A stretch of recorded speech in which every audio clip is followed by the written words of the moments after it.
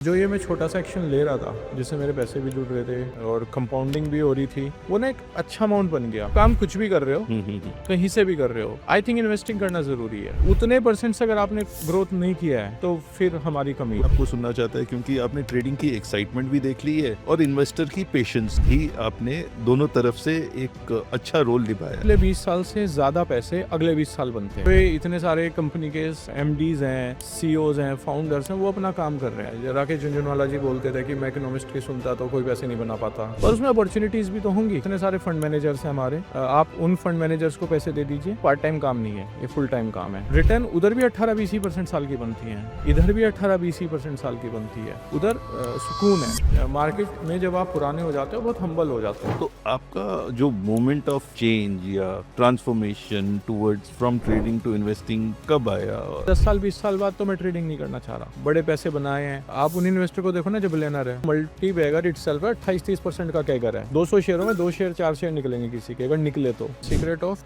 Millionaire mindset. मैं कहूंगा कि इन्वेस्टिंग तो आपको जरूर करनी चाहिए। Understood.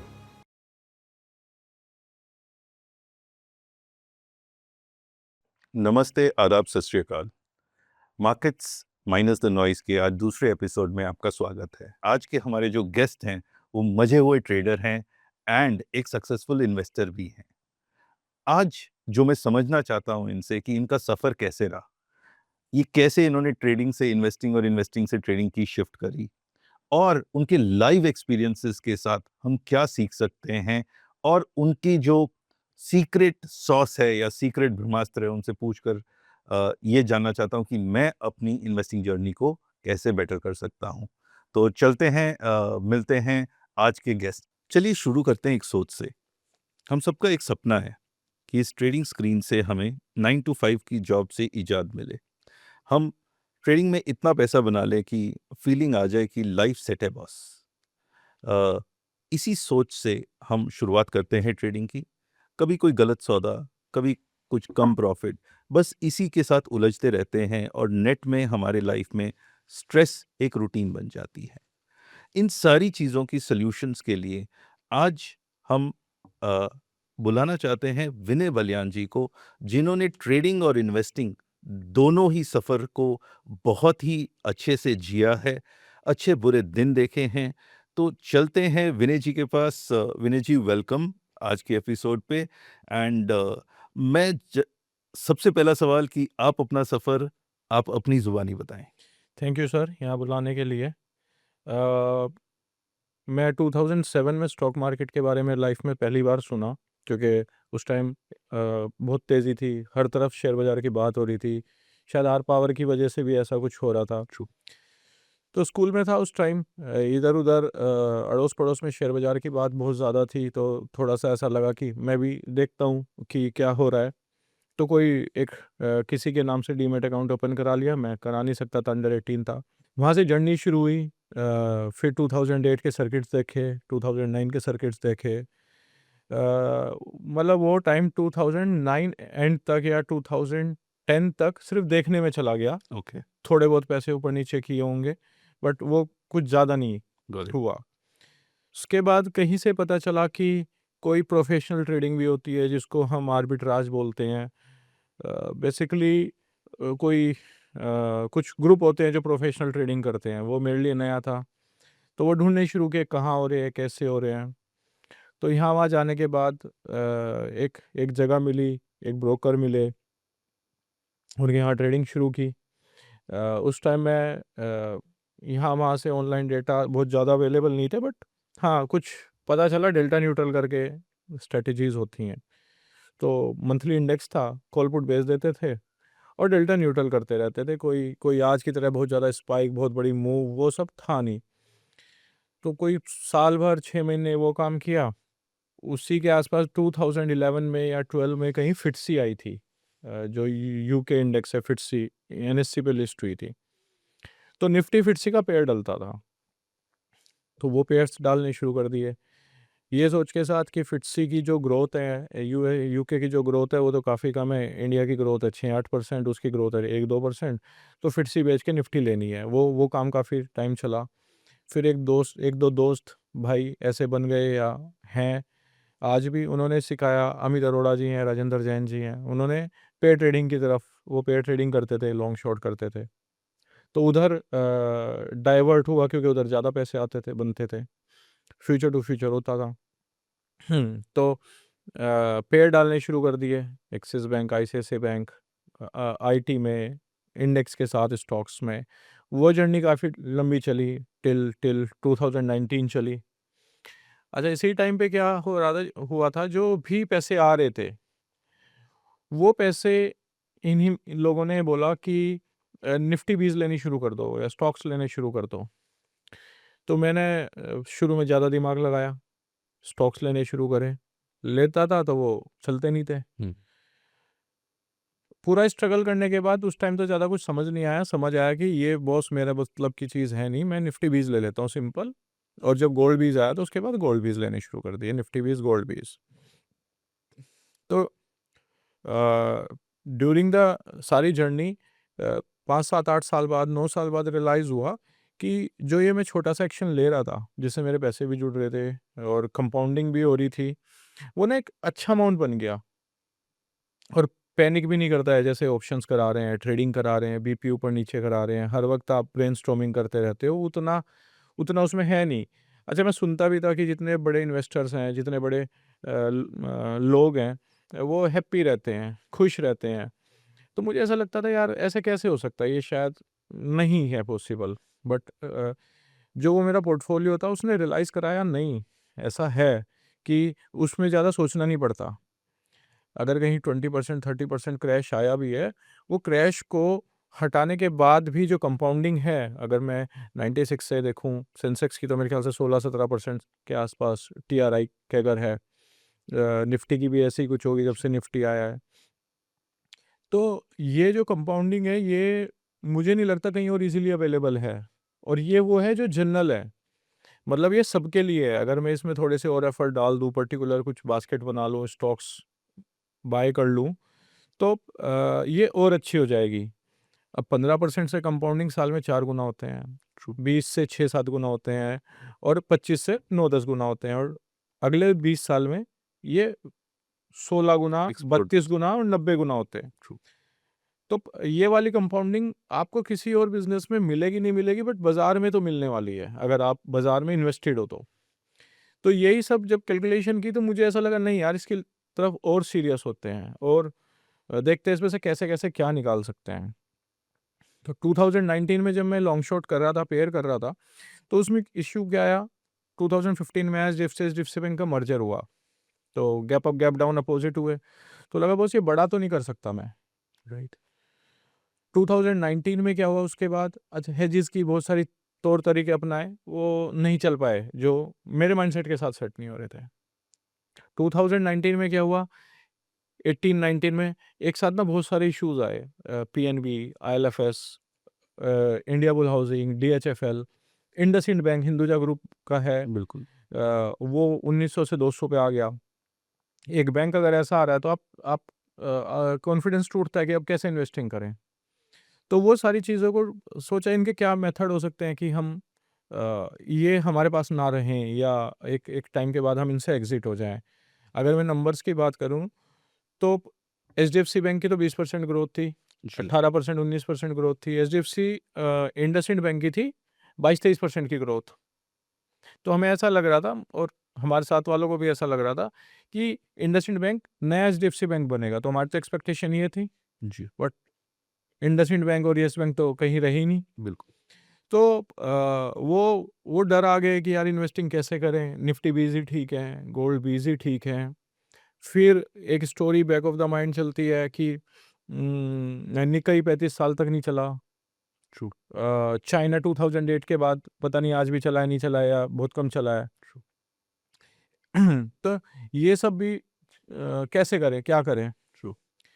तो अब अगर आप कोई कंपनी में इन्वेस्टमेंट कर रहे हो, अब आप आज उसकी अगर डिस्काउंटेड कैश फ्लो या किसी भी बेसिस पे एक कोई प्रिडिक्शन लेते हो किसी एनालिस्ट से, तो वो अगले 6 7 8 साल की दिखाता है और सब जी। में ग्रोथ दिखाता है। बट एक डेटा एनालाइज किया कि किसी भी, मैं कभी भी 10 साल, कोई 10 साल उठा रहा हूँ, उसमें अर्निंग जो डिक्लाइन मार रही है, वो खाली 10-15 ही कंपनी है 4-5 हज़ार कंपनियों में, जो जिसमें डिक्लाइन नहीं आया है। राइट। लेकिन जब हम फोरकास्ट करते हैं तो कहीं भी डिक्लाइन नहीं दिखता है। ट्रू। और 10 साल में ये किसी 10 साल में 15 होती हैं, किसी में 20 होती है, किसी में 17 होती हैं, वो अदरवाइज सब में डिक्लाइन मार रही हैं। तो ये सारे डेटा पॉइंट कलेक्ट करने के बाद प्रॉब्लम समझ आ गई कि मुझे इनसे बचना कैसे है। बुरा अगर बात करें तो एशियन क्राइसिस आया था आई थिंक 89-90 में। जी। अ, उसमें 90% क्रैश आ गया था। बिल्कुल। तो इन्वेस्टिंग की तरफ इंटरेस्ट ये था कि कंपाउंडिंग समझ आ रही थी कि ये पैसे कहीं नहीं बनने वाले हैं। अब आप और प्रॉब्लम्स हमने अभी डिस्कस कर ली है।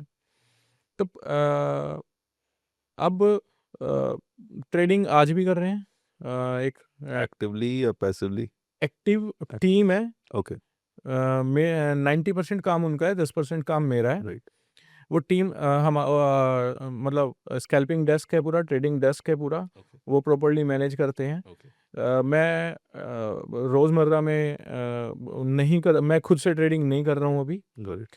क्योंकि मैं कहीं से सीख के आता हूँ, समझता हूँ और टीम को उसे करने के लिए दे देता हूँ। Got it. तो एक हमारा अच्छा सेटअप है जो हम लोग इंडेक्स में मेजरली काम कर रहे होते हैं, गॉट इट। पर वो है खर्चा चलाने के लिए, गुड। काम चलाने के लिए, मतलब एक मंथली इनकम के लिए। इनकम वाला पैरामीटर। हाँ, आप काम कुछ भी कर रहे हो, हम्म। कहीं से भी कर रहे हो, आई थिंक इन्वेस्टिंग करना ज़रूरी है। और इसलिए भी ज़रूरी है, आपने जब से भी करियर शुरू किया, लाइफ शुरू की है, आप निफ्टी देख लीजिए, इंडेक्स देख लीजिए, उतने परसेंट से अगर आपने ग्रोथ नहीं किया है, तो फिर हमारी कमी कोई है। कोई फॉल्ट है, कोई कहीं ना हाँ। कहीं कमी है। हुँ, आपकी जर्नी तो विनय जी काफ़ी रिलेटेबल है। ऐसा लग रहा है कि बड़े सारे पड़ाव आए, अलग अलग पड़ाव में आपने उसको अलग तरीके से हैंडल करा, बट एक चीज़ बिल्कुल कॉमन थी वो पूरी जर्नी में कि कहीं ना कहीं ग्रोथ, कहीं ना कहीं आगे बढ़ने वाली जो आपकी माइंडसेट था वो बहुत क्लियर था। हुँ। अ, आज का रिटेल इन्वेस्टर भी कुछ अ, इसलिए आपको सुनना चाहता है क्योंकि आपने ट्रेडिंग की एक्साइटमेंट भी देख ली है और इन्वेस्टर की पेशेंस भी आपने दोनों तरफ से एक अच्छा रोल निभाया है। हुँ। बट मैं आपको लेकर आना चाहता हूँ 2025-26 में, जहाँ पर स्टॉक मार्केट को अब शॉक मार्केट भी बोलना शुरू हो गए हैं लोग। हुँ। बहुत सारे बजट में चीज़ें चेंज हुई हैं, बहुत सारी और चेंजेस हो रही हैं दिन ब दिन, जिससे स्टॉक मार्केट से वो रिटर्न जिन जो इन्वेस्टर्स 2020 में कमा रहे थे शायद उनको अब नहीं मिल रही। क्या वो अपनी उम्मीद ग्रोथ की कायम रखें या वो उम्मीद एक सपना है और वो अचीव नहीं हो पाएगा? आपका क्या थॉट है इस पे? देखिए सर, मुझे नहीं लगता, हमेशा किसी भी देश को स्टडी कर लीजिए और उसमें इंडिया भी है, पिछले 20 साल से ज़्यादा पैसे अगले 20 साल बनते हैं। ओके। तो अगर कोई ये सोच रहा है कि वो अपॉर्च्युनिटी मिस हो गई है, वैसा कुछ आएगा नहीं, तो मुझे नहीं लगता कि ऐसा कुछ होने वाला है कि कुछ अब पैसे नहीं बनेंगे। ऑप्टिमिस्टिक रहना बहुत ज़रूरी है। और किसी भी कंट्री को जो 100 साल, 200 साल से चल रही है, उस कंट्री को देख लीजिए ना, हर 20 साल बाद उस कंट्री की जो ग्रोथ होती है, जो नेट में पैसे बनते हैं, वो पिछले 20 साल से बहुत ज़्यादा बनते हैं। तो ये सेम स्टोरी इंडिया में भी चलेगी। हर हर जगह ये यूनिवर्सल ट्रुथ है, मुझे ऐसा लगता है। रही बात स्टॉक मार्केट में क्या हुआ, क्या नहीं हुआ, क्या मतलब चेंजेस आए, नहीं आए, ये शायद हमें एज़ अ इन्वेस्टर बहुत ज़्यादा दिमाग नहीं लगाना चाहिए। इतने बड़े-बड़े इकोनॉमिस्ट हैं, इतने ब्यूरोक्रेट्स हैं, आईएएस ऑफिसर हैं, वो अपना काम कर रहे हैं। ट्रू। जो ये इतने सारे कंपनी के एमडीज़ हैं, सीईओज़ हैं, फाउंडर्स हैं, वो अपना काम कर रहे हैं। हम हमें वो दिमाग नहीं लगाना है। राकेश झुनझुनवाला जी बोलते थे कि मैं इकोनॉमिस्ट की सुनता तो कोई पैसे नहीं बना पाता। कब से मंदी मैं भी सुन रहा हूँ, कब से मंदी बता रहे हैं, अब तक तो आई नहीं। 10-20% की करेक्शन को मंदी नहीं कहते। ट्रू। और अब मान लीजिए कोई कंपनी एक्सवाईज़ी कंपनी है, वो 1 लाख करोड़, 2 लाख करोड़ की कंपनी है, उसे इतने बड़े-बड़े प्रोफेशनल्स चला रहे हैं, तो वो देखेंगे वो कैसे सर्वाइव करना है। मेरे को अगर थीम समझ आ रहा है, मुझे बिज़नेस समझ आ रहा है, मुझे नंबर समझ आ रहे हैं, मुझे समझ आ रहा है रिटर्न ऑन इक्विटी 17% है, कॉस्ट ऑफ कैपिटल से ज़्यादा है, प्रॉफिट ग्रोथ 20-25%, 18% है, तो डेट नहीं है, साफ-सुथरी सी बिज़नेस है, तो मेरे को क्यों नहीं लेनी चाहिए? ट्रू। अब उसमें क्या हर्डल आएँगे, अब जैसे एक नया चल रहा है कि एआई को लेके आईटी कंपनी, जी, ये इतने सालों से आईटी कंपनी चल रही है। कुछ तो डेंट आएँगे, नो डाउट, पर उसमें अपॉर्च्युनिटीज़ भी तो होंगी। ट्रू। तो हमेशा कमियाँ ढूँढना तो फिर कमियाँ ही दिखेंगी। उसमें अपॉर्च्युनिटी क्या है आप वो देखो। तो अब क्या अपॉर्च्युनिटी निकल के आ रही है, इतने सारे लोग काम कर रहे हैं, वो अपने आप उसे टेक केयर करेंगे। आप बस आपका काम है, आप इन्वेस्टेड रहो। ट्रू। और सही क्षेत्र में रहो, जो सेक्टर आपका चल रहा है, चाहे वो किसी भी पैरामीटर पे आप उसको निकाल पाओ। देखिए, मैं इस बारे में मैं ये कहूँगा कि आपको कुछ समझ नहीं आ रहा है, तो आप निफ्टी बीज ले लीजिए, गॉट इट। जूनियर बीज ले लीजिए, गोल्ड बीज ले लीजिए। आपको कुछ-कुछ समझ आ रहा है, तो इतने सारे फंड मैनेजर्स हैं हमारे, आप उन फंड मैनेजर्स को पैसे दे दीजिए। म्यूचुअल फंड्स भी हैं, बास्केट्स भी हैं, म्यूचुअल सबके अपने प्लस माइनस पॉइंट है। हमारे जो फाउंडर साहब हैं फिनखोज के, हुँ, इनकी भी बास्केट्स हैं, अच्छी जी, चल रही हैं, जी। कंपैरेटिवली 1 साल 2 साल का रिकॉर्ड है। इनको ट्राई कर सकते हैं। हाँ, आराम से 2x 3x रिटर्न्स सब में ही आ जाती हैं। तो वो कहते हैं ना कि simple investing is the best investing, मुझे लग रहा है आप वही कहना चाहते हो। बट एक बात आपकी बहुत ही अच्छी लगी कि पिछले 20 साल अगले 20 साल को हमेशा मीन्स अगले 20 साल पिछले 20 साल को हमेशा बीट करेंगे। हुँ। ये सोच आई थिंक सो हमारे इन्वेस्टर्स को हमें बतानी चाहिए कि अ, आगे की सोचिए, बीच में बहुत सारे छोटे-छोटे अप डाउन्स आएँगे but that is part of life and nothing more to it. हुँ। नेक्स्ट सर, इंडिया में ट्रेडिंग की तरफ थोड़ा-सा रुझान ज़्यादा है। हम चाहे वो यूट्यूब के माध्यम से, चाहे व्हाट्सएप के माध्यम से हम लोगों को ऑप्शंस और ट्रेडिंग सिखा रहे हैं। अ, इस पे आप क्या कहना चाहते हैं? किसको ट्रेडिंग करनी चाहिए, किसको नहीं? क्योंकि आप दोनों चीज़ें कर चुके हो, so I think so you are the best person to guide us कि व्हाट शुड वी डू? देखिए सर, जितनी भी हमारी ट्रेडिंग स्ट्रैटेजीज़ हैं, ट्रेडिंग है वो डेरिवेटिव्स में है, ऑप्शंस में है या फ्यूचर्स में है या ट्रेडिंग के नाम की चीज़ें हैं। पर्सनली मुझे ऐसा लगता है कि ये पार्ट टाइम काम नहीं है, ये फुल टाइम काम है। अगर आप प्रोफेशनल हैं, आपका फुल टाइम करियर यही है, बेस्ट है, देन इट्स ओके। उन लोगों ने पैसे बनाए हैं, आप भी पैसे बना सकते हो, कोई रॉकेट साइंस नहीं है। लेकिन आप कुछ और काम कर रहे हैं और सोचते हैं कि मैं side by side option selling करके या कोई स्पेकुलेशन करके मैं पैसे बना लूँ, तो मुझे ऐसा लगता है वो बहुत टफ है। ओके, क्योंकि हम फुल टाइम इसमें रहने के बाद भी परेशान होते हैं या हर वक़्त लगे रहते हैं, वो हमें भी टफ लगता है। तो एक पार्ट टाइम आदमी कैसे सर्वाइव कर पाएगा मेरे लिए मुश्किल है। जो पार्ट टाइम करना चाहता है उसके लिए इन्वेस्टिंग है, बास्केट्स हैं, म्यूचुअल फंड्स हैं, स्टॉक्स हैं, इतने सारे ईटीएफ्स हैं। रिटर्न उधर भी 18-20 ही % साल की बनती हैं, इधर भी 18-20 ही % साल की बनती है। उधर सुकून है, अगर आप फुल टाइम ट्रेडर हैं then it's okay. Career wise बहुत अच्छा है, पर उसमें भी ऐसी कोई सोच ना लेके आए कि 50-100% टाइप रिटर्न है। 1.5-2% टाइप रिटर्न है, अच्छे रिटर्न में अगर मैं कंसीडर करूँ। और जैसे एक डॉक्टर को बनने में 5 साल लगते हैं, 4 साल, 6 साल लगते हैं, इंजीनियर को बनने में 3, 4, 5 साल लगते हैं।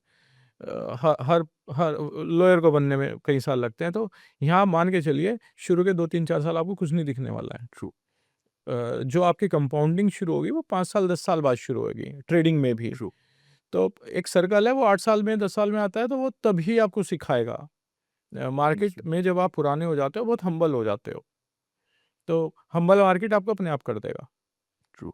तो आपका जो मोमेंट ऑफ क्या कहते हैं चेंज या transformation towards from trading to investing कब आया? कब आपने आइडेंटिफाई करा कि ये सुकून है और वो स्ट्रेस है?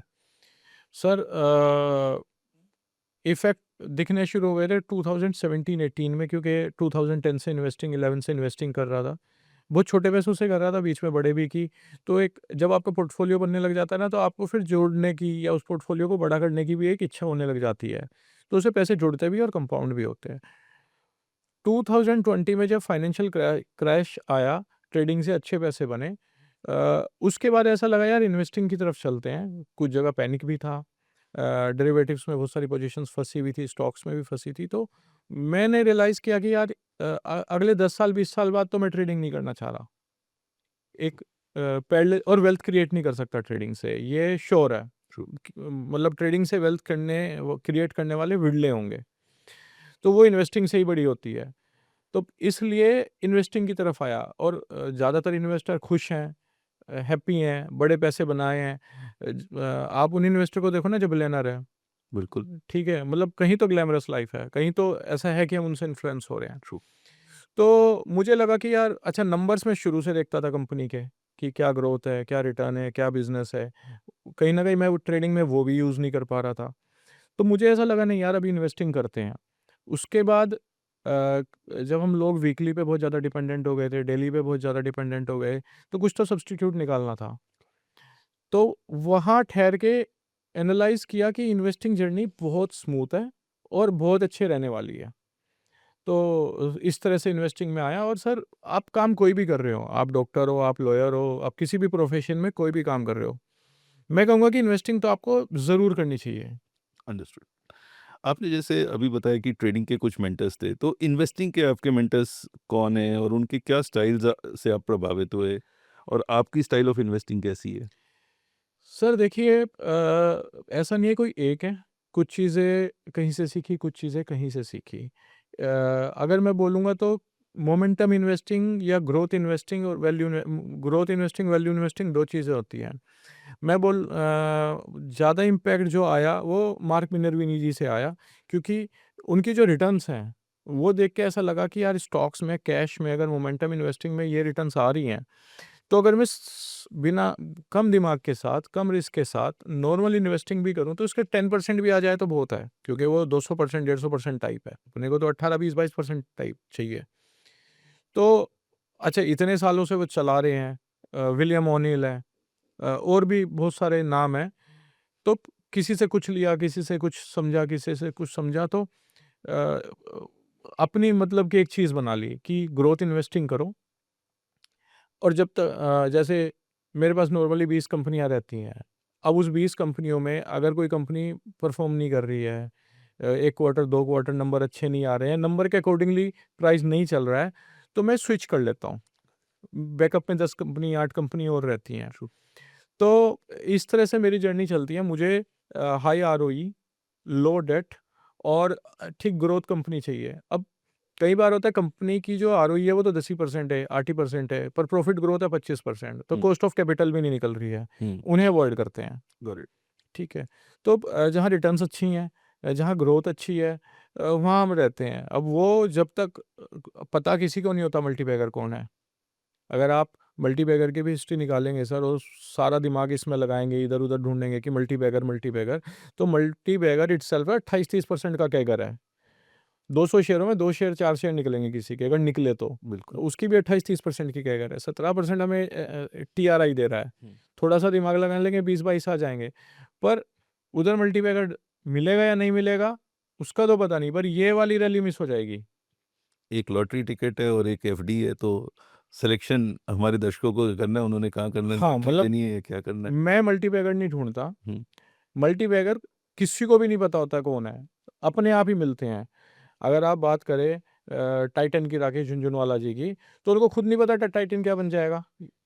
रीज़न, तनिष्क की जो स्टोरी बुक भी आई है उसके ऊपर, वो 3 बार बंद होने वाली थी, ठीक है? अब जो कंपनी 3 बार बंद होने वाली है, वो अचानक चल गई, तो उनको खुद नहीं पता कि वो चलेगी, नहीं चलेगी। एप्पल, अमेज़न है, ये कई बार मतलब बैंक्रप्सी पे आ चुकी हैं। आज ये मल्टीबैगर हैं, बट उस टाइम थोड़ी पता था ये मल्टीबैगर होंगी। ट्रू। अगर आप हिस्टोरिकली जाएँ, तो कोई भी कंपनी 10 साल के बाद या 50 की पी वाली कंपनी कोई बहुत ज़्यादा ग्रो नहीं करती हैं या रिटर्न नहीं देती है, वो सेट ऑफ हो जाती हैं। एक एचडीएफसी बैंक है जो सबसे ज़्यादा चला है, और ग्लोबली बात करूँ तो एक माइक्रोसॉफ्ट है। ट्रू। अदरवाइज़ कभी सिस्को, आईबीएम चलते रहे, आज नहीं है। इंडिया में एग्री। तो क्या-क्या नहीं था, आज सेंसेक्स में वो नाम भी नहीं है, निफ्टी में वो सत्यम, नाम भी नहीं है। येस बैंक, एचएफसीएल, पता नहीं कितने नाम हैं जो R power, R power, DLF, DLF. आज नाम भी नहीं है वो। तो जो चल रहा है उस पे फ़ोकस करो, अपने एंट्री एग्ज़िट रूल क्वांटिटेटिवली बना लो कि हुँ, ये मेरे रूल हैं, और उसके अकॉर्डिंगली इन्वेस्टमेंट करो। इतने सारे सीईओज़ हैं, फाउंडर्स हैं, वो आपके लिए काम कर रहे हैं। आप उनको राइड करो, प्रिडिक्ट मत करो क्या होगा, जो चल रहा है उसे प्ले करने की कोशिश करो। ये मेरा सच है, मेरे वेरी लिए वेल, काम कर रहा है। वेल सेड कि जो प्ले हो रहा है उसी को राइड करो, उसी में अगर आपको 28% सीएजीआर मिल जाए तो आई think so it is nothing like it. हम अपनी चीज़ों को खुद ही कॉम्प्लेक्स करते हैं और आप सिंप्लीफाई कर रहे हैं। थैंक्स थैंक्स विनय जी। आपने 2-3 वर्ड्स बताए कि मोमेंटम इन्वेस्टिंग और वैल्यू इन्वेस्टिंग और ग्रोथ इन्वेस्टिंग। वैल्यू इन्वेस्टिंग मैं समझता हूँ कि जो चीज़ सस्ती है उसको खरीदते जाओ और वो कुछ सालों में ठीक हो ही जाएगी। और ग्रोथ इन्वेस्टिंग वही है कि जहाँ पर ग्रोथ है उसी में रहो और बाकी चीज़ों को। तो आप किसको फॉलो कर रहे हो? आप वैल्यू को फॉलो कर रहे हो या ग्रोथ को? सर देखिए, मैं ग्रोथ इन्वेस्टिंग को फॉलो कर रहा हूँ, लेकिन ग्रोथ इन्वेस्टिंग में मैं वैल्यू इन्वेस्टिंग डालने की कोशिश करता हूँ ओके, कि कहीं मेरे को ओवर वैल्यूड चीज़ ना मिल जाए। डन। जैसे 60-70 की, एक सिंपल लेमैन में समझते हैं, 70% 70 की पी पे अगर कोई स्टॉक मिल रहा है और मैं उसे आज प्ले करता हूँ, अगर उसमें प्राइस में मोमेंटम है, तो मैं गेट पे खड़ा रहता हूँ उसमें एग्ज़िट लेने के लिए, ओके, ठीक है। लेकिन अगर वही स्टॉक 30 की पी का है या 1.5 के पैग रेशो का है, तो फिर मैं उसे स्पेस देता हूँ साँस लेने के लिए, फिर मैं गेट पे नहीं खड़ा रहता, उसे मौका देता हूँ, 1 क्वार्टर 2 क्वार्टर चलेगा। तो ये कुछ पैरामीटर्स हैं आपको देने पड़ते हैं कि आपको किस तरह की वैल्यूएशन पे कैसे एंट्री या एग्ज़िट लेने हैं। ये प्रॉपर, अगर आप ये बोले कि प्राइस बेस है कि नहीं, ये प्रॉपर वैल्यू बेस है, ये प्रॉपर ग्रोथ बेस है कि राइट, आपकी रिटर्न इक्विटी क्या आ रही है, प्रॉफिट ग्रोथ क्या हो रहा है, उसके डेट की क्या सिचुएशंस है, मैनेजमेंट कैसी है, ठीक है। आपको ऐसे भी एग्जांपल मिल जाएँगे कि 2 साल 5 साल पहले किसी वर्ल्ड लेवल की मैगज़ीन ने हुँ, मैनेजमेंट को बोला है, ए ग्रेड मैनेजमेंट है, बहुत अच्छी मैनेजमेंट है, हुँ। कंपनी में कुछ इफ़ेंट बट हुआ, अगले साल वही मैगज़ीन उसे क्रिटिसाइज़ कर रही है। तो जब तक अच्छा चल रहा होता है, सब अच्छे होते सब हैं। अच्छे होते हैं। तो रिस्क वहाँ है जहाँ हमें नहीं पता। गॉट इट, तो गॉट इट। मतलब हम लोग। मोटा-मोटा मैं समझूँ कि आपकी स्ट्रैटेजी कुछ ऐसी है कि चढ़ते सूरज को सलाम करते जाओ करेक्ट। और डूबते सूरज को बाहर निकालते जाओ। आपका पोर्टफोलियो सही स्टॉक्स में इन्वेस्टेड रहेगा और जो सीएजीआर है वो बनती रहेगी over a period of long period of time, हुँ। जो मुझे लग रहा है हर इन्वेस्टर आज की डेट में चाहता है। अब अब एक अजीब-सा सवाल है, बस आपको देख के मन में आया तो इसलिए पूछ रहा हूँ। कोई ऐसा मोमेंट बताइए जहाँ पर आपने बहुत बड़ा लॉस अपनी स्क्रीन में देखा और आपकी फीलिंग्स क्या थी? या कोई ऐसा पीरियड भी बताइए जब आपने बहुत बड़ा प्रॉफ़िट देखा और तब आपकी फीलिंग्स क्या थी? ये मैं इसलिए आपसे पूछ रहा हूँ कि आज की डेट में ट्रेडर्स जो हमारी कम्युनिटी है, अ, वो शायद बड़े लॉस और बड़े प्रॉफ़िट को डाइजेस्ट नहीं कर पाते। तो मैं आपके व्यूज़ जानना चाहता हूँ और आपके थ्रू उनको समझाना चाहता हूँ कि इस सिचुएशंस में क्या करना चाहिए? सर, इस बारे में मैं ये कहूँगा कि अगर बड़े लॉसेस के बारे में बात करते हैं, तो कभी 2014 में जब एचडीएफसी बैंक का, एचडीएफसी लिमिटेड और एचडीएफसी बैंक का मर्जर का एक रूमर आया था, उस टाइम दोनों अपोज़िट खुले थे मेरी पोज़ीशन के। तो वहाँ एक फर्स्ट बड़ा लॉस लगा था। ओके। तो उसने मुझे परेशान किया था कुछ 15-20 दिन। तो हालाँकि वो 1 महीने, 2 महीने में, 2 महीने में, ढाई महीने में रिकवर हो गया हुँ, था। हुँ। तो वो फर्स्ट लॉस था जिसने मुझे पैनिक किया था। तब रियलाइज़ हुआ। हुँ, अब बड़े लॉस के बारे में या फ़िक्रमंद लॉस के बारे में मैं ये बोलूँगा, आप जिम जाते हैं या जो भी जिम जाते हैं, अगर वो वेट ज़्यादा उठा रहे हैं तो उन्हें पेन होगा, ज़रूरत से ज़्यादा वेट उठा रहे हैं। अगर हमें हमारा एम टू एम इफ़ेक्ट कर रहा है, तो हमें अपना साइज़ छोटा करना चाहिए, वो चाहे प्रॉफ़िट का हो, चाहे वो लॉस का हो। अंडरस्टूड। और वो हमारे मतलब ऊपर इम्पैक्ट नहीं डालना चाहिए, डाइजेस्ट डाइजेस्ट होना चाहिए, चाहे वो बड़ा प्रॉफ़िट आए, चाहे वो बड़ा लॉस आए। कई बार मैं देखता हूँ जो यंग लड़के आते हैं, वो ट्रेड डीडी की बात करते हैं, 5%, 10%, 20% डीडी। उनको देख के लगता है ये बोल रहे हैं कि 10% डीडी पे इन्हें फ़र्क नहीं पड़ेगा, लेकिन ये 4 डीडी 5 डीडी के बाद अनकंफर्टेबल हो जाएँगे। तो प्रैक्टिकली जो आप लॉस मान के चल रहे हैं, मान लीजिए वो आएगा और पहले वही आएगा। अगर आप उसमें कंफर्टेबल नहीं है तो अपना साइज़ डिक्रीज़ करिए। गॉट इट, तो लॉस से तो कभी भी परेशान होने की ज़रूरत नहीं है। अगर आप परेशान हो रहे हैं तो आपका वेट ज़्यादा है, आप गॉट वेट कम कीजिए। It, got it. अगर प्रॉफ़िट की बात करूँ, तो इस बारे में मैं कहूँगा, अगर आपको कोई भी प्रॉफ़िट बड़ा आया है और आप एक्साइटेड हो रहे हैं, तो आप ये बता रहे हैं आप इस लायक नहीं हैं। तो उसको डाइ आप उस लायक बनिए राइट। कि वो आपको अच्छा लगे। अभी एक एक इंटरव्यू में मैं सुन रहा था हुँ, हुँ, हुँ। कि गम और खुशी को मैं इस मुकाम पे ले आया कि मुझे फ़र्क पड़ना बंद हो गया, तो प्रॉफ़िट और लॉस को उस मुकाम पे ले आओ कि फ़र्क पड़ना बंद हो फ़र्क जाए। पड़ना बंद हो जाए। यस। वो एक बस फ़िगर रह जाए और हाँ, उसके अगेंस्ट इमोशंस ज़ीरो हो जाएँ। यस। वो एक kind of ultimate hmm, achievement है। अचीवमेंट। तो आज की डेट में सर आप एक 20 साल का लड़का जो कुछ पैसे इधर-उधर से लेकर आया या खुद की उसने जोड़े हुए हैं, अ, उसको क्या राय दोगे कि वो ट्रेडिंग करे, इन्वेस्टिंग करे, कहाँ से शुरू करे? सर मैं उसको बोलूँगा कि अगर वो इन्वेस्टिंग तो करनी चाहिए, ठीक। उसमें तो कोई डाउट ही नहीं है। वो 17, 18, 15, 20 कोई भी एज हो, वो ₹100 हो या ₹50 हो, इन्वेस्टिंग तो मस्ट है। वो उन्हें पता चलेगा 10 साल, 20 साल बाद गॉट इट। कि क्या बेनिफिट्स हुए हैं उसके, शुरू में नहीं पता लगेगा। जैसे मुझे किसी ने एडवाइस दी ₹5000 महीना जोड़, 2010 में। मैंने सोचा 2 साल में ₹1,00,000 तो जुड़ेंगे, 50,000, 60,000, 1,00,000 सवा लाख, मैं इससे क्या होगा, मैं इकट्ठे डाल दूँगा। बट जब मैंने वो प्रैक्टिस शुरू करी ना, तो कभी 5,000 भी जुड़े, कभी 50,000 भी जुड़े, कभी 5 लाख भी जुड़े, तो फिगर बड़ी बन गई। वो अनबीटेबल है। तो वो एक प्रोसेस है, उसमें तो हमेशा रहना चाहिए। और अगर आप इन्वेस्टिंग में आते हैं, एज़ अ करियर की बात मैं करूँ, तो आपने किसी 2, 3, 4 फंड मैनेजर्स को पैसे दे दीजिए। आप 3 फंड मैनेजर्स को पैसे दे रहे हैं और चौथे आप बन जाइए। आप अपना 10-20% से काम कीजिए और देखिए कि आप उन फंड मैनेजर्स को बीट कर पा रहे हैं क्या? अगर आप नहीं कर पा रहे हैं, तो फिर आप उ अपना ट्राई करते रहिए और उनको पैसे ग्रो करने दीजिए। जब आपको रियलाइज़ हो जाए कि मैं इन्हें बीट कर रहा हूँ, फिर आप अपना फंड खुद से सँभालिए। उससे पहले कोई लॉजिक नहीं है। Very well said, very well said कि अगर आपने अपने आप से compete करना है, बेटर है कि आप कंपटीशन 4 भाग में बाँट दे दीजिए और जब पैसा 4 भागों में बाँटा होगा, जो जीतेगा सामने-सामने नज़र आ जाएगा और जो घोड़ा ज़्यादा चल रहा है, उस पे पैसे लगाते जाइए। इन द एंड पैसा कमाना ज़्यादा ज़रूरी है रादर दैन अपने आप को अपनी ईगो सैटिस्फाई करना। करेक्ट। ये कोई वीडियो गेम थोड़ी ही है सर। Video game. पैसे बनाने के लिए आए हैं, तो जो बना रहा है उसके साथ काम कर लो। ट्रू। एक तरह से ऐसे मानो ना हमारे लिए सैलरी पे है। Very well said, very well said. ये चीज़ें मुझे लग रहा है कि एक एक्सपीरियंस ट्रेडर इन्वेस्टर ही बता सकते हैं एंड इस पॉडकास्ट की भी यही कोशिश रहती है कि हम सोच को ट्रांसफ़र करें, हम लोगों को बताएं कि आपको अपनी सोच को बदलना पड़ेगा। पैसा, प्रॉफ़िट लॉस, ये सब प्रोसेस की एक तरीका है, एक सफ़र है, एक जर्नी है, जो आपको फ़ेस करना ही पड़ेगा। और मार्केट्स में ऐसी बहुत सारी नॉइज़ होती है जिससे आप डेविएट हो जाते हो, आप अपने से जिस रास्ते जाना चाहते हो, उस रास्ते से अलग हो जाते हो। अ ऐसे जो एक्सपीरियंस ट्रेडर्स इन्वेस्टर्स के साथ जब आप बैठते हो तभी आप रियलाइज करते हो कि चीज़ें सिंपल हैं बट समहाउ आपने उनको अनदेखा करा हुआ है और जब आप उन चीज़ों को देखना शुरू करते हो, मुझे लग रहा है निर्वाणा एक वर्ड है इंग्लिश का, वो अचीव हो ही जाता है उस and end of the day तो वही गोल होना चाहिए। और मुझे वो मोमेंट आज आपके साथ बैठ के लग रहा है कि I should also follow the same process.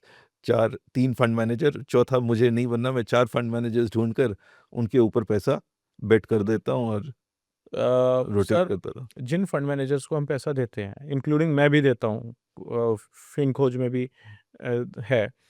तो नेट में पैसे ग्रो करना है। नेट में आप इंटेलिजेंट ब्रेन्स के साथ काम कर रहे हो।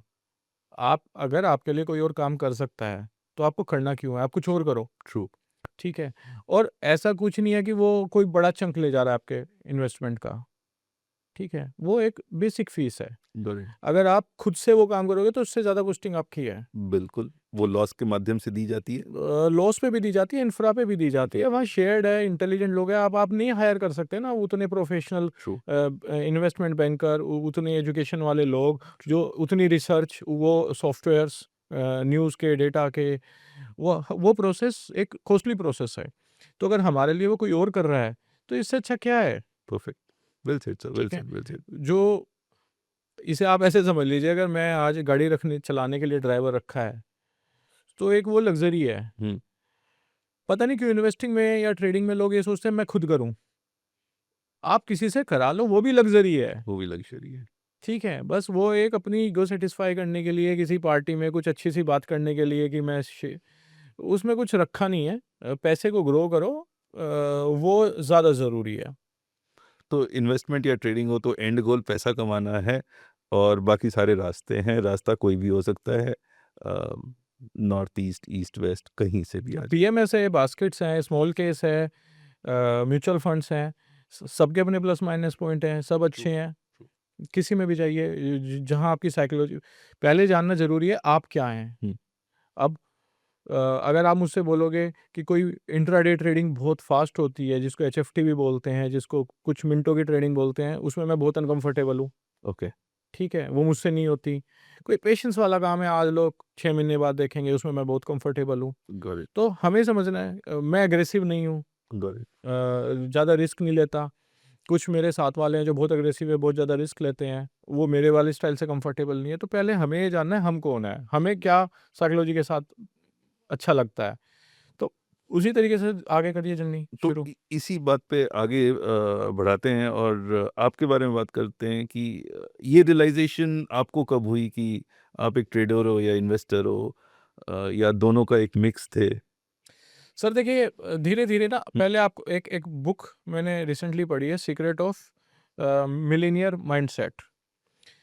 उसमें ना पैसे के बिलीफ के बारे में दिया हुआ है, और आप जो अंदर से बिलीव करते हो उसमें कितना पोटेंशियल है, कितना कन्विक्शन है, उससे आप बनते हो। तो ऐसा नहीं है कि मैं ट्रेडर ही था, इन्वेस्टर नहीं था, इन्वेस्टर ही था, ट्रेडर नहीं था। कुछ चीज़ें आपको डेवलप भी करनी पड़ती है, अपॉर्च्युनिटी के हिसाब से। राइट, तो नेचर एक होता है जो सेम रह सकता है, लेकिन कोई स्किल ऐसी नहीं है, मतलब लक और स्किल दोनों चीज़ें काम करती है, बट स्किल डेवलप की जा सकती है। ट्रू, खाली स्किल तो चेस में चलती है, खाली शतरंज में। ट्रू, तो ये रियलाइजेशन सर, एंड मतलब स्टार्टिंग से ये पता था मुझे इन्वेस्टिंग करनी है, मुझे स्टॉक्स लेने हैं, बट ये समझ नहीं आ रहा था कि कैसे लेने हैं। वो प्रॉब्लम मेरी धीरे-धीरे सॉल्व हुई। 2017-18 आपने बताया। 17, 18, 19 के बाद समझ आया समझ कि मैं कैसे-कैसे ले सक प्रॉब्लम क्या-क्या है और वो उनके सॉल्यूशन क्या है। सॉल्यूशन। तो करना था इन्वेस्टिंग, क्योंकि कंपाउंडिंग ऐसे ही एट्थ वंडर नहीं बोला जाता। ट्रू, तो इससे ज़्यादा पैसे बनते भी नहीं। आज आज आप किसी भी फाउंडर को उठा के देख लीजिए, हुँ, किसी भी कंपनी के फाउंडर को उठा के देख लीजिए, लॉन्ग रन में ऑन ऑन एन एवरेज 25-30% के आसपास कैगर पाएगा उनका। उन्होंने दिन-रात मेहनत की है, हुँ, बहुत सारे फंडिंग उठाई है, पैसा बर्न किया है, क्रिटिसिज्म भी झेला है। उसके बाद भी उनकी जो सीएजीआर है, वो 25-30% ही ऑलमोस्ट आती है। सर, अगर मैं उन्हीं को अपना पैसा दे रहा हूँ, उन्हीं कंपनी में इन्वेस्ट कर रहा हूँ, या वैसी कंपनी ढूँढने के प्रोसेस बना रहा हूँ, तो मुझे क्या ज़रूरत है कंपनी फाइंड करने की? ये मेरी साइकोलॉजी है। किसी को ब्रांड बनाने में पसंद है, किसी को ब्रांड राइड करने में पसंद राइट है। करने में पसंद है। तो ये तो माइंडसेट काफ़ी शुरू से था। Right, right. तो अगर आप इन्वेस्टर हो तो आप ब्रांड राइट करो, दैट इज़ मच ईज़ियर। हुँ, और एक कॉमन मैन जो कुछ भी कर रहा हो, चाहे वो स्टॉक मार्केट से रिलेटेड है या नहीं रिलेटेड, कोई भी बिज़नेस कर रहा हो, वो ब्रांड को राइट तो आराम से कर सकता है। यस। और हर इंसान मुझे लग रहा है मल्टीपल ब्रांड्स के साथ एंगेज्ड है और उसको उस ब्रांड की समझ भी पूरी है। सर, अगर कोई ये क्वेश्चन करता है ना कि मुझे इन्वेस्टिंग करनी चाहिए, नहीं करनी चाहिए, तो आप ये मत देखो इन्फोसिस और टीसीएस, एचसीएल आज कितने बढ़ गए, क्या रिटर्न दी नहीं। वो एक्सेप्शनल है, उसको छोड़ देते हैं। हम एक आम आदमी की तरह बात करते हैं। आप किसी भी पॉइंट से, इनफैक्ट किसी भी हाई पॉइंट से निफ्टी को उठा लीजिए और आज का रिटर्न कैलकुलेट कर लीजिए। हुँ, तो जो आपकी सेविंग्स हैं, जो आपकी प्रॉपर्टी हैं, जो चाहे गोल्ड किसी गोल्ड भी मुझे गोल्ड अब 1 साल को हटा देंगे तो 9% की कैगर है। जी, तो क्या आपकी वेल्थ क्रिएट हुई है? आपने उस कैगर से ग्रो किया है? अगर नहीं किया है, तो फिर आपके पास रीज़न नहीं है ना करने का। ट्रू, ठीक है? बहुत कम लोग मिलेंगे जिन्होंने ऐसा किया होगा। अब प्रॉपर्टी की जो कैगर है, वो मुझे ऐसा लगता है 6-7% है राइट, लॉन्ग रन में। राइट, किसी साल डबल ट्रिपल हो गई, किसी 3 साल 10 गुना हो गई। ऐसे तो शेयर भी 100-100 गुना हो जाते हैं। बिल्कुल, तो ऑन एन एवरेज 6-7% प्रॉपर्टी की कैगर है, 9% गोल्ड की है, इक्विटी की है 14%। ट्रू, तो कोई रीज़न नहीं है मेरे पास इक्विटीज़ में ना रहने का। हमने कोविड देखा, 2008 देखा, 92 देखा, 2000 देखा, उसके बाद भी अगर 14% की ग्रोथ आ रही है सर, तो फिर और देखना क्या बाकी रह और गया है? देखना बाकी है। इससे ज़्यादा वैलिडेशन क्या करोगे आप? और आएगी, क्योंकि 6% इन्फ्लेशन है, हुँ, 6% जीडीपी है, 7% जीडीपी है, राइट। 3% हम एग्रीकल्चर का जो इंक्लूड नहीं होता, ये 13-14% बनता है। तो मुझे नहीं लगता अगले 10-15 साल ये नंबर्स नहीं आने वाले हैं। नहीं आने वाले एंड जब आप एक ग्रोइंग इकोनॉमी हो तो इससे बेटर ही करोगे, इससे वर्स नहीं करोगे। हाँ, हाँ, और इकोनॉमी भी अच्छी है सर। हमारे देश में ना 150 करोड़ लोग हैं, हुँ, और एजुकेशन भी डे बाय डे डेवलप हो रहा है। हो रही वो भी तो कुछ करेंगे, कोई फाउंडर बनेगा, कोई कंपनी बनाएगा। जब हम जाके वर्ल्ड की अच्छी-अच्छी कंपनियों में कुछ-कुछ इनोवेशन कर रहे हैं, तो आज नहीं तो 5 साल, 10 साल बाद इंडिया में भी करेंगे। वही। वही लड़के करेंगे। बिल्कुल। तो हमें क्या करना है? अब जो ये बोलता है कि ये ग्रोथ आएगी नहीं आएगी, डाउट है, क्यों नहीं आएगी? एजुकेशन सिस्टम अब अच्छा होता जा रहा है, अगले 20 साल बाद और अच्छा होएगा। True. वही लड़के आके आपको एज ए इन्वेस्टर पैसे कमा के देंगे। ट्रू। तो True. बस कन्विक्शन चाहिए, और वो कन्विक्शन मुझे लग रहा है कि एक्सपीरियंस से आती है। आज विनय जी इतने कॉन्फिडेंस से इसलिए बोल पा रहे हैं क्योंकि उन्होंने इस चीज़ को एक्सपीरियंस करा है, अपने पोर्टफोलियो में देखा है। तो आज अगर आपको अपने पोर्टफोलियो में वही कन्विक्शन लेकर आनी है तो आपको शुरुआत आज करनी पड़ेगी, कल नहीं। विनय जी, अब ना थोड़े से मैं सीधे-सीधे सवाल करूँगा और थोड़े से रैपिड फायर वाला टेम्पलेट यूज़ करूँगा। श्योर। अ, इन बिल्कुल पॉइंट ब्लैंक आपने आंसर करना है, जो आपके मन में पहले-पहले मन में सवाल आ रहे हैं सर। सोचना नहीं है, 2 सेकंड में आंसर चाहिए। ट्रेडिंग या investing? Investing. Stop loss hit होना, सिस्टम की गलती, ट्रेडर या इट्स ओके यार? It's okay. एक ऐसी स्टॉक जो आपके पोर्टफोलियो की शान हो? बदलते रहते हैं। ऑप्शन ट्रेडिंग, वेल्थ क्रिएटर या wealth destroyer? Monthly income. Market crash देखकर क्या याद आता है सर? ठीक है, निकल जाएगा। ग्रेट। इन्फ्लुएंसर्स, ज्ञान या सिर्फ दुकान? दुकान। ट्रेडिंग की सबसे बड़ी दुश्मन, फियर, ग्रीड या YouTube? YouTube. Technical analysis, fundamental analysis, दिल के कौन करीब है? दोनों बहुत ज़रूरी हैं। मल्टीबैगर स्टॉक ढूंढना या इंडेक्स बास्केट में पैसा लगाना? Index basket. एक एडवाइस जो आप अपने आप को 5 साल पीछे अगर मैं ले जाऊं तो आप अपने आप को देना चाहो? मैं ग्रोथ इन्वेस्टिंग पे ज़्यादा ध्यान देता और ज़्यादा देता। Got it. डिविडेंड की कमाई या ट्रेडिंग का प्रॉफिट? ट्रेडिंग का प्रॉफिट। स्टॉक बास्केट्स या individual stock? Stock baskets. Thank you very much sir. Thank you. Thank you. आज का सेशन काफ़ी इंफॉर्मेटिव था, but this is not the end, because मैं अब विनय जी को रिक्वेस्ट करूंगा कि वो अपने क्लोजिंग थॉट्स दें, वो हमें एक सीक्रेट ब्रह्मास्त्र दें जिससे मैं और जो दर्शक हमारे साथ जुड़े हुए हैं उनको एक रास्ता मिले, एक जिस रास्ते पे आप आज सक्सेस पाए, हमें भी एक रास्ता दीजिए और उसका एक सीक्रेट ब्रह्मास्त्र, एक सीक्रेट एडवाइस देके जाइए सर। सर मैं यही कहूँगा, जल्दी से जल्दी इन्वेस्टिंग जर्नी शुरू करो। आप जो भी प्रोफेशन में हो उसके लिए स्टॉक मार्केट में होना ज़रूरी नहीं है। अच्छे फंड मैनेजर्स ढूंढो जब तक आप कहीं पहुँचते नहीं हो। अगर मैं यहाँ बोलूँ तो फिनको अच्छा है और मैं भी इन्वेस्ट किया हुआ है।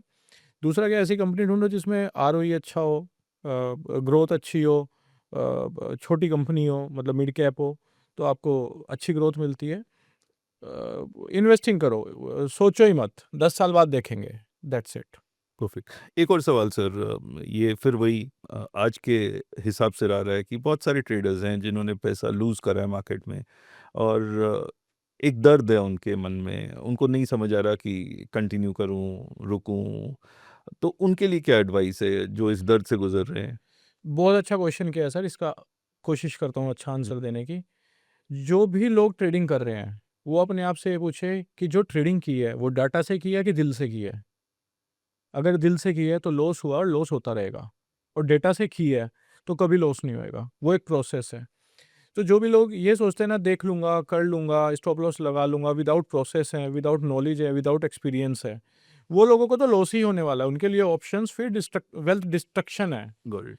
अगर आप किसी डेटा के बेसिस पे किसी प्रोसेस से ही वो काम कर रहे हो तो फिर वो बहुत अच्छा है। तो इंस्टेड कि आप रैंडम, मार्केट रैंडम है, आपको रैंडम नहीं होना है। अगर आप किसी डेटा के बेसिस पर ट्रेडिंग कर रहे हो तो सर आप सक्सेसफुल हो, अदरवाइज आप सक्सेसफुल नहीं हो। और अगर आप डेटा के बेसिस पे हो तो ही आप ग्रो कर सकते हो और साइज बड़ा कर सकते हो। आज मेरी ट्रेडिंग भी और इन्वेस्टिंग भी, ट्रेडिंग ऑलमोस्ट 80-90% रूल बेस है। ओके। लॉस हो प्रॉफिट हो कोई मतलब नहीं है। और 70-60% इन्वेस्टिंग भी रूल बेस है। तो अगर आपके पास रूल्स नहीं है तो मेरे ख्याल से पैसा कमाना बहुत मुश्किल है। तो फर्स्ट आप रूल बनाओ। स्टॉप लॉस सबसे इंपॉर्टेंट है। स्टॉप लॉस, आप ट्रेडिंग में जो प्रोसेस को फॉलो कर रहे हो उसमें लॉस कितना है, लॉस छोटे होने चाहिए। प्रोबेबिलिटी का गेम है सर, इन्वेस्टिंग हो या ट्रेडिंग। सिंपल मैथ्स है, प्रोबेबिलिटी। आप जीत रहे हो तो कितनी बार जीत रहे हो और कितना जीत रहे हो, और वाइसा वर्सा। ये मैथ्स बना लो, इसमें प्रॉफिट आना चाहिए। Got it. ठीक है। बटरफ्लाई में भी पैसे हैं, स्टेल्थ ट्रायंगल्स में भी पैसे हैं। ग्रीड से मत करो, कोई 3-4% रिटर्न नहीं आने वाली है। तो यही है सर, डेटा के बेसिस पे ट्रेडिंग करो, मेरे ख्याल से लॉस नहीं होगा। आपकी बातों पे ना एक वो याद आ रहा है सेइंग कि मार्केट के सिर्फ 2 रूल्स हैं, पैसा नहीं खोना और दूसरा रूल पैसा पहला रूल भूलना नहीं है। सर अगर लॉस नहीं किया तो पैसे तो आ ही जाएंगे, आपको सर्वाइव करना है, टिकने के पैसे हैं। मतलब आप किसी भी बड़े इन्वेस्टर को देख ले, शुरू के 3-4-5 साल तो वो सिर्फ प्रोसेस ही ढूंढ रहा होता है। राइट, वो ढूंढ रहा होता है कि पैसे कहाँ बनेंगे, कैसे बनेंगे, ट्रू। वो ही नहीं पता चलता है। सॉरी मैं थोड़ा सा कंटिन्यू कर रहा हूँ लास्ट में भी, बट ये आपने ना बड़ा वैलिड पॉइंट बोला है कि बड़े सारे रास्ते हैं पैसा कमाने के, और यूट्यूब इसका एक ब्रह्मांड बन चुका है। तो बहुत शोर भी है, बहुत नॉइज़ भी है, तो मैं कैसे ढूँढूँ कि क्या ठीक है, क्या गलत है? सर मैं भी यहाँ कुछ बता के गया हूँ, हुँ, बहुत सारे लोग आते हैं, कुछ कुछ बता के चले जाते हैं। ऐसा नहीं है आपको उसी प्रोसेस को फॉलो करना है। आप हर जगह से कुछ कुछ समझ लो, फिर उसे प्रैक्टिकली अपने आप लगा के देखो कि वो चलता है नहीं चलता है, आपको सूट करता है नहीं करता है। आपको नहीं सूट कर रहा है मत करो। तभी तो मैं आपसे बोल रहा हूँ ना, 3 फंड मैनेजर्स तो प्रोफेशनल रख लो, चौथे आप हो जाओ। आपको राइट, पता चल जाएगा कि आप कहाँ सक्सेसफुल हो, कहाँ सक्सेसफुल नहीं हो। स्ट्रैटेजी कोई वैल्यू की नहीं है अगर आपकी साइकोलॉजी उस लेवल की नहीं है, गुड, ठीक है? तो आप पहले साइकोलॉजी बिल्ड कर लो। और बहुत एक्साइटमेंट में आके कोई ये स्ट्रेटेजी बता गया। मैं सेमिनार्स में जाता हूँ, कहीं-कहीं जब कहीं चले जाते हैं, तो कोई कुछ बोल जाता है तो बड़े एक्साइटेड हो जाते हैं लोग, पता नहीं ये क्या ब्रह्मास्त्र मिल गया, अब पता नहीं क्या हो जाएगा। ऐसा कुछ भी नहीं होने वाला है। राइट, मतलब वो सब इन्फ्लुएंसर हैं, अपनी दुकान चला रहे हैं, उससे पैसे नहीं बन रहे हैं। ये बहुत सिंपल सी चीज़ें हैं। आप अपना अपने लिए प्रोसेस बनाओ।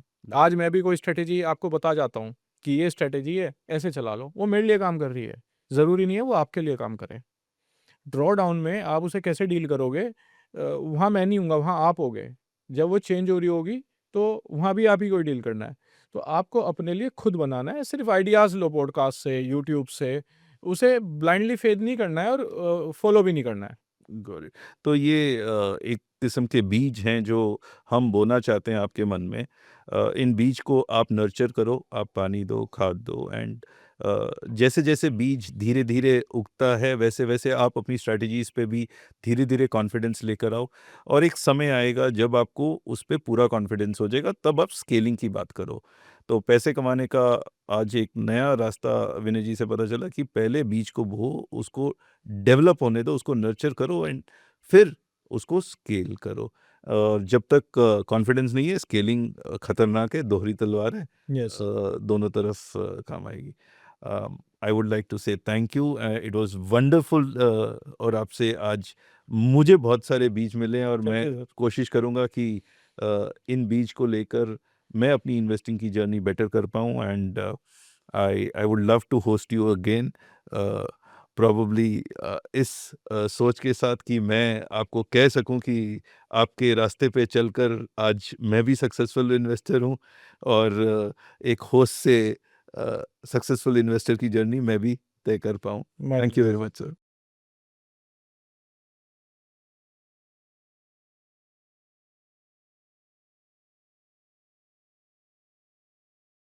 Investments in securities market are subject to market risks. Read all the related documents carefully before investing.